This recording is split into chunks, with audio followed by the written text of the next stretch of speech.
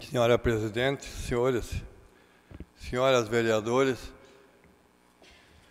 os internautas que nos acompanham, os ouvintes da Rádio Guaíra, e os senhores e senhoras que aqui estão participando dos trabalhos dessa sessão. Nós queremos aqui também lembrar a presença aqui do Pacífico e sua esposa, Sueli, que há meio século participa, convive com essa comunidade, e o trabalho que o Pacífico presta a essa comunidade dispensa comentários. Já foi muito bem colocado aqui pelo vereador Gilmar. Eu quero também lembrar aqui a presença do Dr. Manuel, e temos aqui também o Manuel Ulisses, que é membro do Terço dos Homens da Paróquia Nossa Senhora Aparecida, que marca presença em quase todas as sessões aqui. Mas, senhores vereadores e senhores internautas, nós temos aqui algumas manchetes que tranquilizam, felizmente. Nós temos aqui o presidente da Itaipu afirmando que os royalties de Itaipu não vão acabar. Não podia ser diferente. Havia comentários de que um dia iria acabar. Isso não poderia proceder nunca, porque nós sabemos que os royalties estão sendo pagos aos municípios para compensar o que as terras que o lago cobriu deixaram de produzir. Como que a Itaipu iria algum dia querer devolver essas terras, abrir as comportas lá, parar e devolver as terras? É impossível. Então, de antemão, nós sabíamos que isso jamais poderia acontecer, mas foi bom. Foi muito bom que o presidente atual afirma isso e tranquiliza, de certa forma. Mas nós queremos lembrar aqui, nessa tribuna, há poucos dias, o nobre vereador Carlos Cervonca levantava uma questão aqui com relação ao monumento da Bíblia, que está, como todos sabem, e dispensa comentário. Eu fui encarregado por um empresário de Guaíra, que, ouvindo, acompanhando pela rádio, pela internet, aliás, naquela sessão em que o nobre vereador se referia à situação que se encontrava esse monumento, ele nos autorizou aqui a oferecer ao nobre vereador todo o material que for necessário para que se construa um novo monumento, maior, inclusive, do que aquele. E temos aqui também uma oferta da arquiteta, uma arquiteta que, inclusive, é membro aqui da Igreja Adventista, que se oferece, vereador, para fazer um projeto, um anteprojeto, e trazer essa casa, apresentar para que esse monumento seja construído aqui na frente da casa, na praça em frente.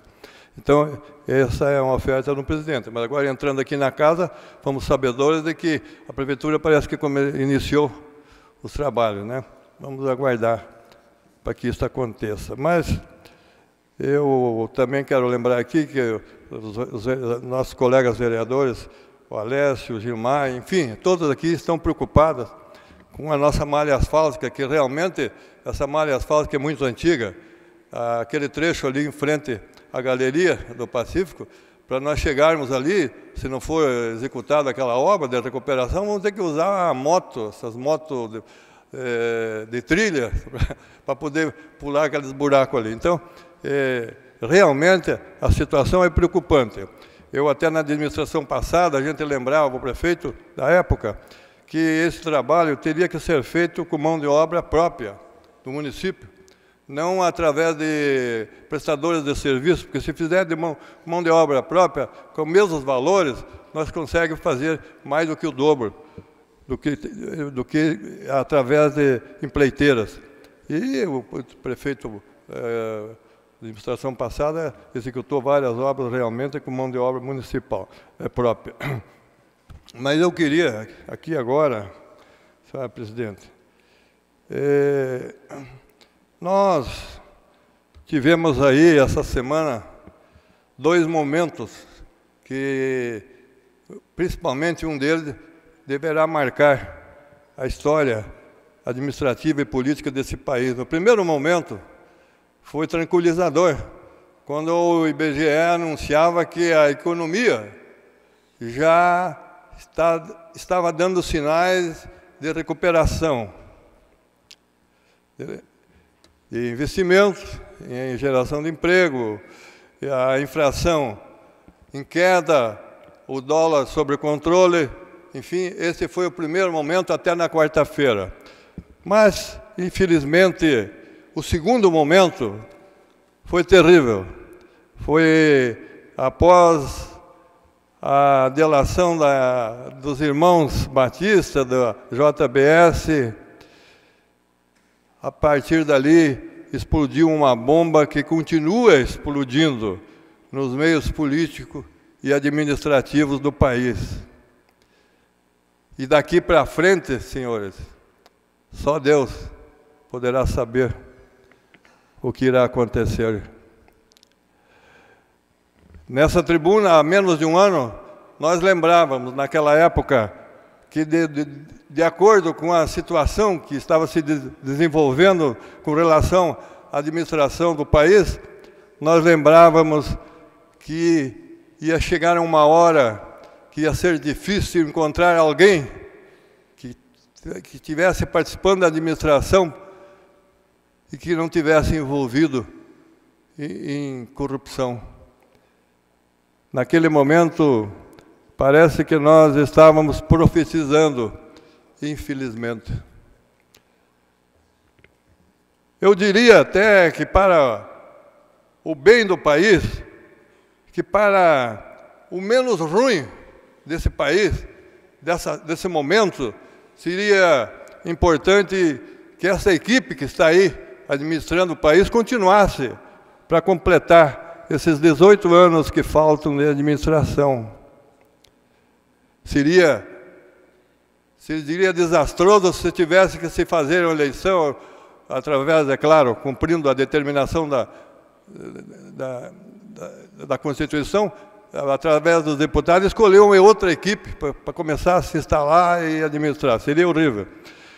Nós tivemos essa semana também, quando após o encontro das Forças Armadas, avaliando a situação com o ainda presidente Temer, quando que os três comandantes das forças afirmaram com todas as letras que a defesa da Constituição será dada prioridade máxima.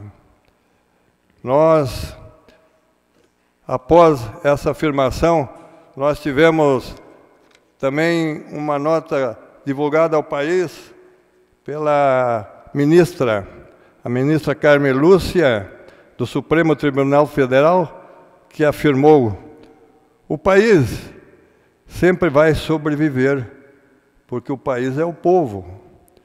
E o povo, o ser humano, tem um instinto de vida muito mais forte que o instinto de morte.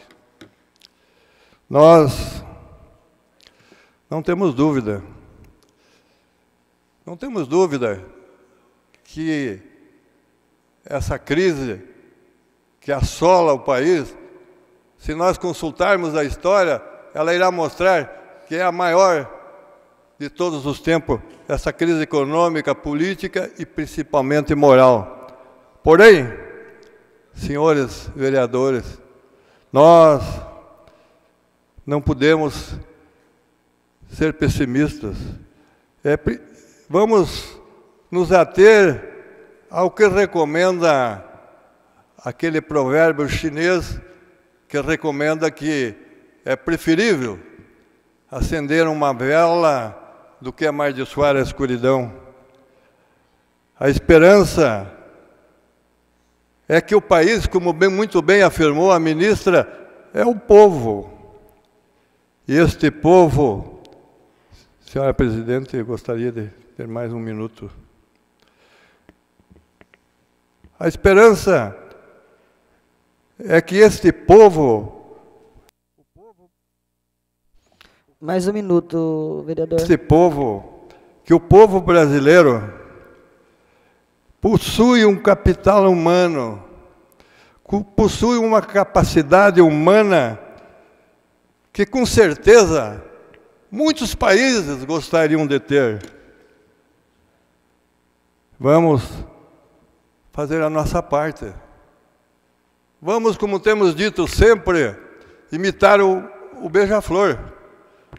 Vamos fazer a nossa parte.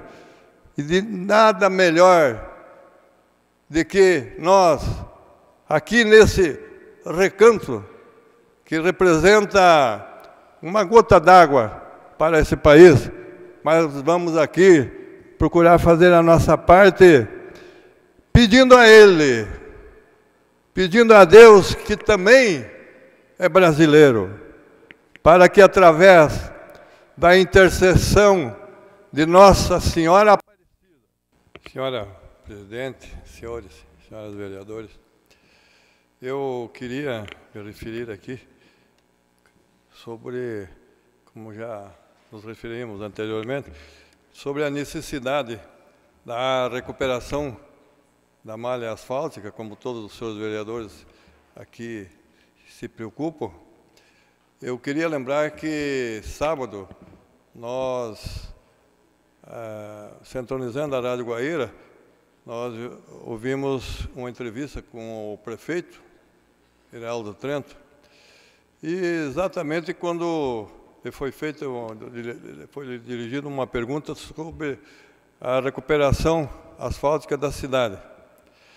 O prefeito, em resposta, argumentou que precisa de recurso, precisa mais recurso, e que ele estava correndo atrás desses recursos. É claro, todos nós sabemos que para executar-se qualquer tipo de obra precisa de recurso.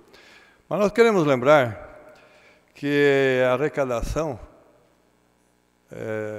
concedida pelo governo do Estado aos municípios sobre a circulação de mercadoria, que é destinado, que é repassado semanalmente ao município, juntamente com a arrecadação obtida pelo IPVA, este repassado diariamente. Essa arrecadação, nos primeiros 4 meses do ano, ela teve um acréscimo, um aumento de 15%, 14,8%. Então, a arrecadação aumentou, o recurso existe.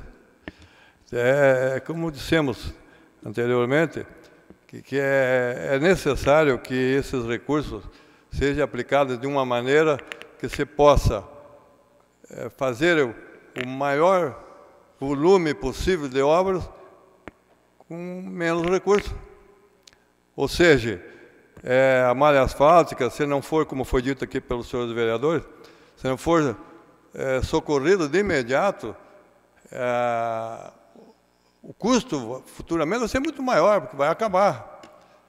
Então, precisaria que se destinasse, é só o gestor querer, ter vontade política, que recursos existem, falta vontade de dispensar, destinar, ou melhor dizendo, mais recursos para essa recuperação asfáltica.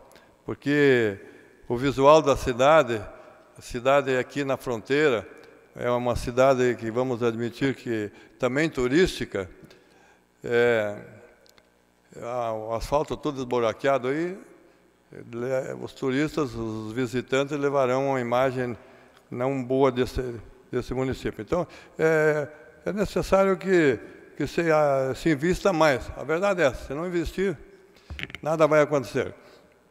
Eu queria também lembrar, senhor presidente, sobre a preocupação aqui anterior do nosso vereador Sandro, sempre preocupado com os interesses dos munícipes, quando ele se refere a essa situação dos andarilhos, que muitas vezes perduram assim por muitos dias pela nossa cidade. Realmente,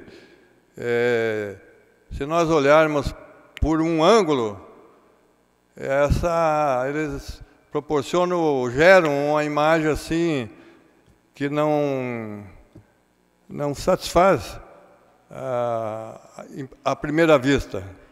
Porém, se nós olharmos pelo ângulo humano,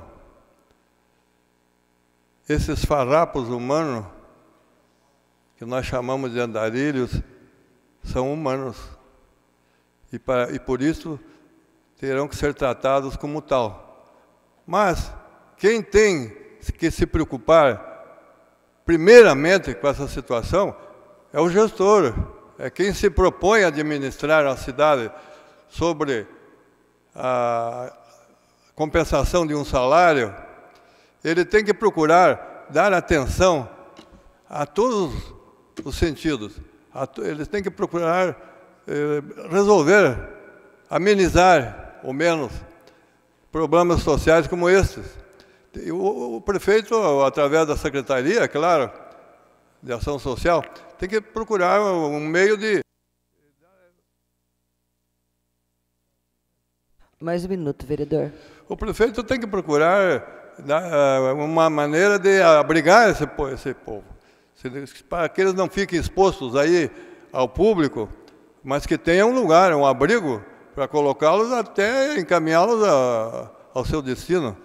Então, eu acho que é uma necessidade que o administrador ele olhe com carinho para esta situação, porque realmente nós temos, às vezes, alguns dias aí que nós temos aí um grande número de pessoas que transitam aí pela cidade sem destino.